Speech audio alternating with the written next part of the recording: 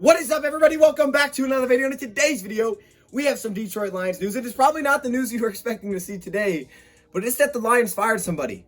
It's Brayden Coombs. Let's get it started. I got to shout out DoseOfDion, man, because it was actually the first time I went live on YouTube. And, guys don't know DoseOfDion. He put out a lot of good content for the Detroit Lions. Welcome everybody to another video. Glad you guys are here. And yes, the Lions have fired their special teams coordinator, Brayden Coombs, today.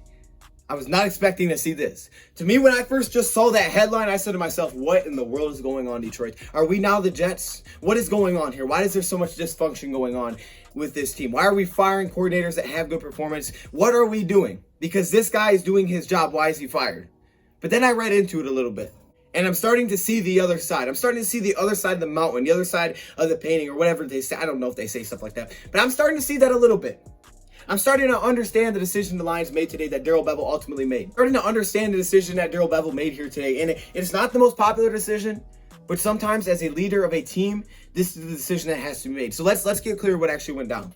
So special teams coordinator Brayden Coombs, apparently there was some, cultural issues and things that were going on for a while now, and that was building up apparently.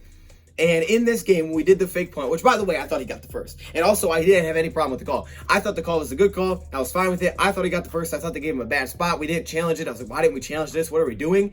And we turned the ball over there. So I wasn't at fault with the call. I thought the call was perfectly fine.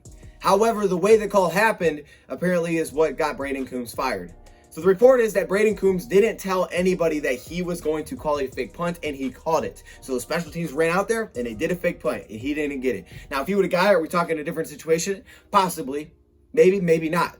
I'm not exactly sure. But I think that does tell us why we didn't challenge the play, because Bevell's like, I'm not challenging that. I didn't tell you to do that. I'm not rewarding that. Obviously, it's for his team, but he didn't challenge it. He was probably surprised it happened. First off, I think I have a little bit of theory on what's going on here. I think, personally, Brayden Coombs was trying to not only trick the Titans, but also trick his own team. If you could trick your own team, all right, it's going to be very difficult for the defense to know what's going on. Let me just say that. But anyways, Brayden Coombs had great performance. I thought his special teams doing really well aside from Matt Prater, but I don't think he really controls Matt Prater that much. Matt Prater's just got to go do his job. But the other things, the kick coverage, the punt returns, kick coverage, that kind of thing, I thought he was doing fine. I thought he was doing a good job of that, and the performance was there. But that is an issue that he's not talking to Bevell about what's going on.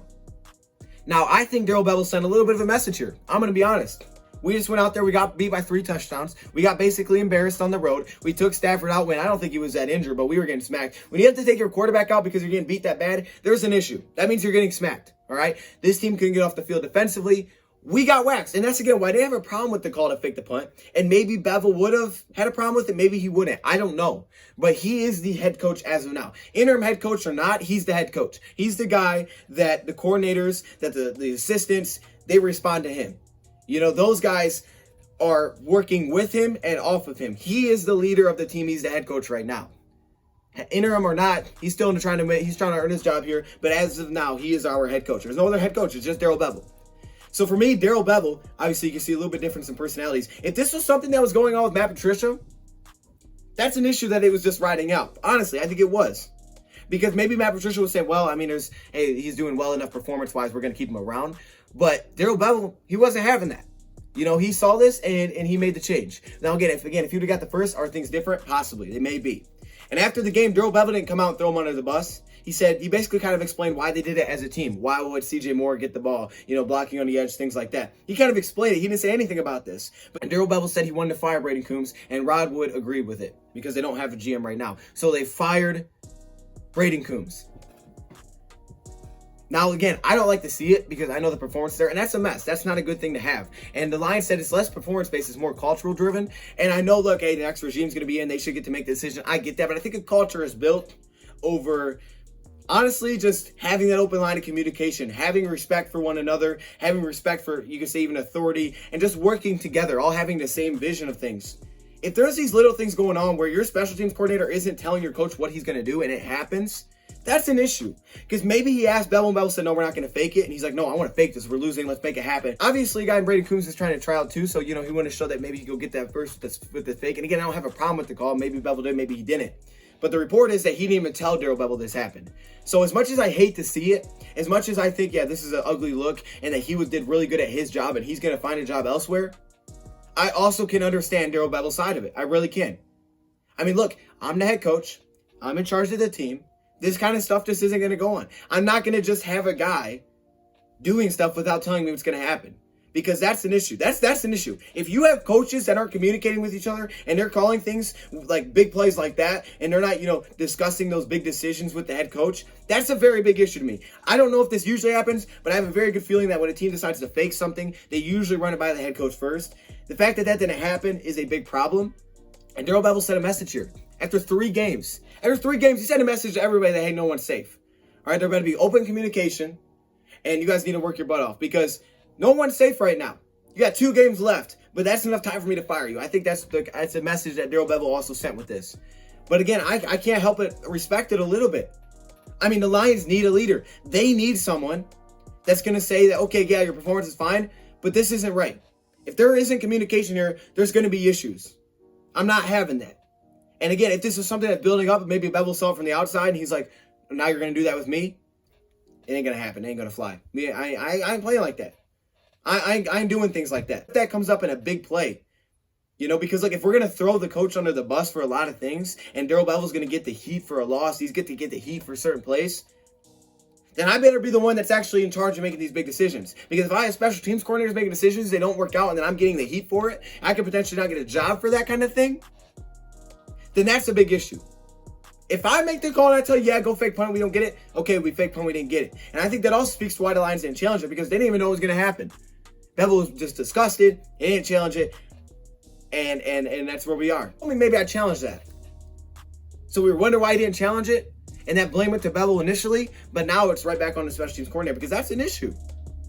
So I hate it, but I see people really upset, Jamal Agnew, what are we doing here? Jayron Kearse. Look, sometimes as a leader, you got to make decisions that aren't popular, but they're necessary. Not everything people are going to like, not in the moment. But if there's issues like that going on within the organization that we don't know about, unfortunately, things got to change, because you can't just be like, it's fine. He called it, but I get it. It didn't work, but the game was over anyway, so it's not a big deal. No, we need open line of communication here. We need everybody on the same page, because if not, we're going to have big issues. And he nipped it just like that. Just like that. So, whoa, man. You know what? Don't mess with Darrell Bevell. Don't mess with Bev, man. I know people are going to like that. We should have kept him. We should let the next regime decide. I think that's fair. Right now, Darrell Bevell's not looking at this saying, hey, wait, maybe the next regime make the decision. Oh, no. I am the regime. That's your mindset. If I'm the head coach right now, interim or not, I'm the regime. Until they tell me I am fired from my duties, I'm the regime. I am the head coach. I'm building this culture. And we're not going to be successful, long-term, short-term, whatever, if we can't talk to one another. If we can't have that great communication with one another. So yeah, hey, I love what you did. Your performance was great. I hate to do this, but it's got to happen. It's got to happen. So if this was happening with Patricia and he wasn't willing to do that, that's a problem. And then there it goes, man. So he has been fired. We're kind of a mess as an organization right now, but hey, man, it is what it is. Let me know your thoughts, comments below. Thank you for watching, and I'm out. Are you kidding me right now? I had to put my helmet on for this one. Are you kidding? Look at this. Look at all these members. What? Yo, hey, shout out to all the members, man. Look how many All-Pro members there are. Literally, it's the whole screen, dog.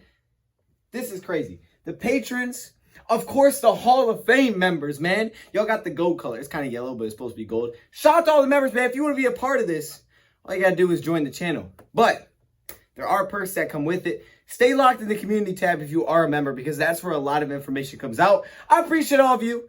What?